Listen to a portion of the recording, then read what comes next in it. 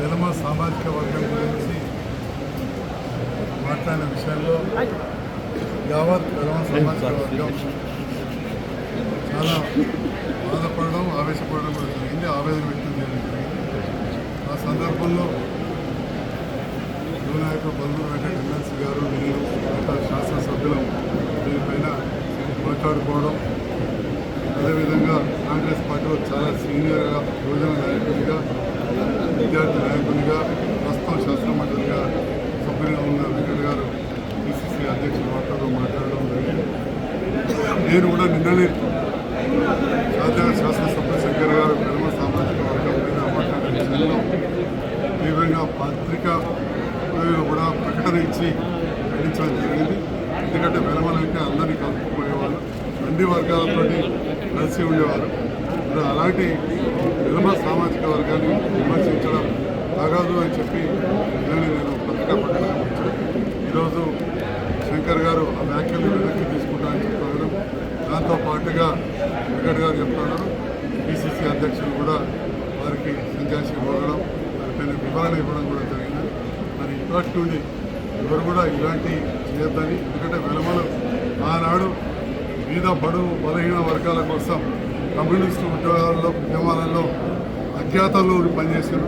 ఇప్పటికి కూడా అజ్ఞాతంలో ఉండి ఎన్నో కార్యక్రమాలు పనిచేస్తున్న విషయం తెలుసు.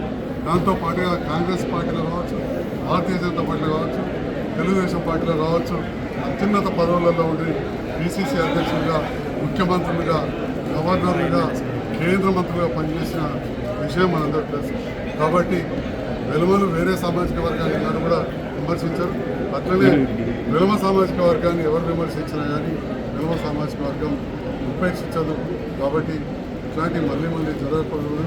మేము అందరితో కలిసిపోయి ఉండే వెలమలుగా, ఒక జగిత్యాల శాసనసభ్యులుగా ఈ ప్రాంతంలో మరి మేము అందరం కూడా అందరితో కలిసిపోయి ఉండేవాళ్ళం.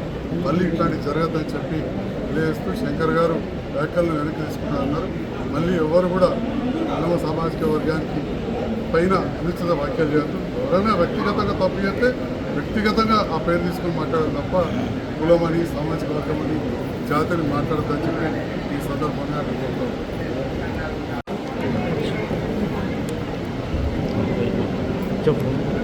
ముందుగా ఏదైతే రాహుల్ గాంధీ గారి విధానం కానీ, కాంగ్రెస్ పార్టీ విధానం కానీ, కాంగ్రెస్ పార్టీ యొక్క సెక్యులర్ భావజాలాలు ఏదైతే సంబంధించి అన్ని కులాలని, అన్ని మతాలని కలిసికట్టుగా తీసుకొని ముందుకెళ్ళాలి అని ఉండే ఒక ఐడియాలజికల్ పార్టీ కాంగ్రెస్ పార్టీ. ఏదైతే నిన్న షాద్నగర్లో మా ఎమ్మెల్యే శంకర్ గారు మాట్లాడిన సందర్భము, ఒక మీడియా ఇంటర్వ్యూలో మాట్లాడితే దాన్ని కొన్ని వర్డ్స్ని కట్ చేసి ఒక వ్యక్తుల పేర్లు తీసుకున్నప్పుడు దాన్ని వక్రీకరించి వేరే రకంగా సర్క్యులేట్ చేయడం జరిగింది. దానికి సంబంధించి ఏదైతే కాంగ్రెస్ పార్టీలో ఉన్న శాసనసభ్యులు ఏదైతే సంబంధించి సంజయ్ గారు కానివ్వండి, దానితో పాటు ప్రేమ్ సాగర్ రావు గారు, మదన్ మోహన్ రావు గారు, మైనంపల్లి రోహిత్ గారు, విజయరమణారావు గారు, గండ్ర సత్యనారాయణరావు గారు, శాసన మండలి సభ్యులుగా ఉన్న వల్మూరి వెంకట్, అదేవిధంగా నేను, అదేవిధంగా భానుప్రసాద్ రావు గారు, దానితో పాటు మంత్రిగా పనిచేస్తున్న జూపల్లి కృష్ణారావు గారు అందరూ కూడా ఈ యొక్క విషయాన్ని సంబంధించి గౌరవ పిసిసి అధ్యక్షుల దృష్టికి తీసుకొని వెళ్ళడం జరిగింది. పిసిసి అధ్యక్షులు ఇమ్మీడియట్గా దానిపైన స్పందించి శంకర్ గారు మాట్లాడిన మాటలకి పార్టీకి ఎటువంటి సంబంధం లేదు, పార్టీ చాలా స్పష్టంగా దానిపైన శంకర్ గారిని కూడా వివరణ కోరడం కూడా పిసిసి అధ్యక్షుడు మహేష్ కుమార్ గౌడ్ గారు వివరణ కోరడం కూడా జరిగింది. దాని తర్వాత ఈరోజు వీరపల్లి శంకర్ గారు ప్రెస్ మీట్ పెట్టి కూడా చాలా స్పష్టంగా ఏదైతే గత 10 ఏళ్లుగా ఏదైతే కల్వకుంట్ల కుటుంబం ఏ రకంగా అయితే తెలంగాణలో ప్రజల్ని ఇబ్బంది పెట్టింది, తెలంగాణ పరిపాలన ఏ విధంగా సరిగా పరిపాలించలేదు, వాళ్ళను ఉద్దేశించి మాట్లాడిన తప్ప యావత్ తెలంగాణ వెల్మ సామాజిక వర్గాన్ని ఉద్దేశించి నేను మాట్లాడలేదు. ఆ రకంగా నేను మాట్లాడి వెల్మ సామాజిక వర్గానికి ఎవరికన్నా ఇబ్బంది కలిగినా, బాధ కలిగినా ఆ వర్డ్స్ని కూడా నేను ఉపసంహరించుకుంటున్నానని చాలా స్పష్టంగా వారు చెప్పడం జరిగింది. వారు కాంగ్రెస్ పార్టీ శాసనసభ్యునిగా ఉన్నారు కాబట్టి తప్పనిసరిగా ఎవరైతే వెల్మా సంబంధించి యావత్ తెలంగాణ రాష్ట్ర వ్యాప్తంగానే ఆల్ ఇండియా వెల్మాస్ అందరూ కూడా ఎవరైతే వారి మనోభావాలు దెబ్బతింటే పార్టీ పరంగా వారికి కూడా బహిరంగ క్షమాపణ కోరుతూ 100% ఏదైతే ఎవరు కూడా వ్యక్తిగతంగా ఎవరిపైన బాధ ఇబ్బందులు ఉంటే, ఎందుకంటే గతంలో 10 ఏళ్ళు బీఆర్ఎస్ పార్టీ అధికారంలో ఉన్నప్పుడు అత్యధికంగా ఇబ్బందులు పడి, అత్యధికంగా కేసులు పెట్టుకొని, అత్యధిక భౌతిక దాడులు ఏదైతే అనుభవించిన వ్యక్తిని నేను. ఇదే వెల్మా సామాజిక వర్గానికి చెందిన వ్యక్తిని. ఆ రోజు ఎన్ని ఇబ్బందులు పడ్డా కూడా పార్టీకి విధేయుడుగా, పార్టీకి సిస్టమ్కి విధేయతతోటి, ఒక సెక్యులర్ భావజాలాలతోటి, పార్టీ ఐడియాలజీని నమ్ముకొని పార్టీ కోసం కష్టపడితే ఇదే వెల్మా సామాజిక వర్గానికి సంబంధించిన ఒక వ్యక్తికి ముఖ్యమంత్రి రేవంత్ రెడ్డి గారు పార్టీ అధిష్టానము శాసన మండలి సభ్యునిగా ఈరోజు అతి చిన్న వయసులో నాకు అవకాశం కల్పించింది. కానీ ఈ రకంగా వ్యక్తుల భావాలు దెబ్బతినే విధంగా ఏదైతే రాష్ట్ర వ్యాప్తంగా ఉన్న ప్రజాప్రతినిధులు కానీ వ్యక్తులందరూ కూడా వ్యక్తిగతంగా ఎవరిపైన కోపం ఉంటే వ్యక్తిగతంగా వారి పేరుతోటి వారిని దూషించాలి తప్ప ఇలా కులం పేరుతోటి ద్వేషించి ఏదైతే వాళ్ళని తిట్టి దూషించి వాళ్ళ మనోభావాలు దెబ్బతీసే విధంగా ఎవరు కూడా ఏదైతే సంబంధించి వారు మాట్లాడిన అదొక ఇంటర్వ్యూకి సంబంధించిన ఒక క్లిప్ నిన్నటి స్పెషల్.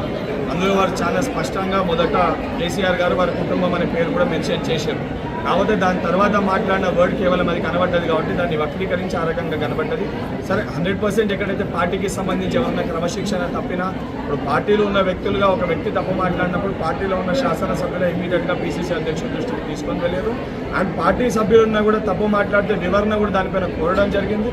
వారు కూడా ఏదైతే మాట్లాడిన మాటలు లేదు, నేను ఆ రకంగా మాట్లాడలేదని వాళ్ళ వారు సంజాయిషి కూడా ఇచ్చుకోవడం జరిగింది. తప్పు చేయడం సరే, తప్పు చేసినప్పుడు ఆ తప్పుని సరిదిద్దుకోకపోతే 100% అది ఒక అహంకారపూరిత వ్యాఖ్యలు లెక్క మనం పరిగణలోకి తీసుకోవచ్చు. కానీ వారైతే చేసిన వ్యాఖ్యల్ని వారు తప్పు తీసుకొని గతంలో కూడా ఏదైతే 1-2 సందర్భాలు ఎవరైనా నోరు జారినా ఆ మాటల్ని వారు వెంటనే తీసుకొని బహిరంగ క్షమాపణ కూడా చెప్పడం జరిగింది. ఆయన 100% రానున్న రోజుల్లో ఇటువంటి తప్పులు ఏవి కూడా పునరావృతం కావని ఒక సంపూర్ణమైన నమ్మకం, విశ్వాసం మాకు.